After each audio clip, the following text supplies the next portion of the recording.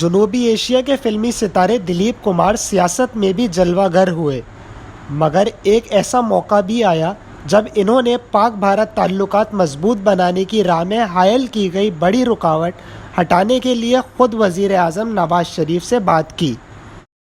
یہ 1999 کی بات ہے جب وزیر اعظم نواز شریف کو اچانک بھارتی وزیر اعظم اٹل بہاری واجپئی کا فون آیا تھا۔ واجپئی نے کہا تھا کہ ایک طرف تو آپ لاہور میں گرم جوشی سے میرا استقبال کر رہے تھے، لیکن دوسری طرف آپ کی فوج کارگل میں ہماری سرزمین پر قبضہ کر رہی تھی۔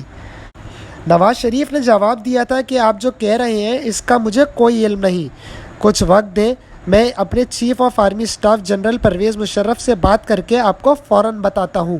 سابق وزیر خارجہ خورشید محمود قصوری نے اپنی سوانح عمری میں لکھا ہے کہ ٹیلی فون پر گفتگو ختم ہونے سے پہلے واجپئی نے میاں محمد نواز شریف سے کہا، میں چاہتا ہوں کہ آپ اس شخص سے بات کریں جو میرے پاس بیٹھے ہیں اور میری اور آپ کی گفتگو سن رہے ہیں۔ نواز شریف نے فون پر جو آواز سنی وہ پاکستان اور بھارت کے فلمی شائقین کے دلوں پر راج کرنے والے دلیپ کمار کی آواز تھی۔ دلیپ کمار نے کہا، میاں صاحب، ہمیں آپ سے یہ امید نہیں تھی۔ آپ کو شاید معلوم نہیں ہے کہ جب بھی ہندوستان اور پاکستان کے درمیان تناؤ پیدا ہوتا ہے تو ہندوستانی مسلمانوں کی صورتحال بہت پیچیدہ ہو جاتی ہے اور انہیں اپنے گھروں سے باہر جانے میں مشکل پیش آتی ہے۔ صورتحال پر قابو پانے کے لیے کچھ کریں۔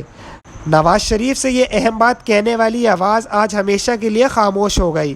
الوداع دلیپ صاحب، الوداع۔